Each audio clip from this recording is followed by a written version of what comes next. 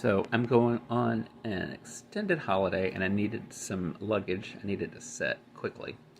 And I really didn't care what the what the pattern was.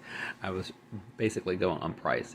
And I caught these on a flash sale for this particular design for 75 bucks and change.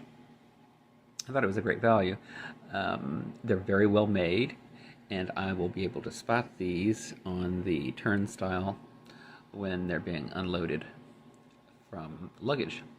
However, in baggage claim, they came with locks, but and they came with locks, and they're here. But I've searched all over, and there are no keys to be found anywhere on here.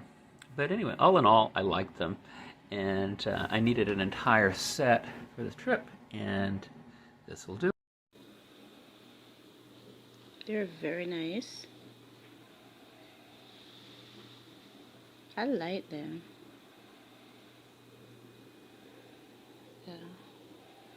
It'd be real sweet if it did have four wheels though. But otherwise, everything is perfect.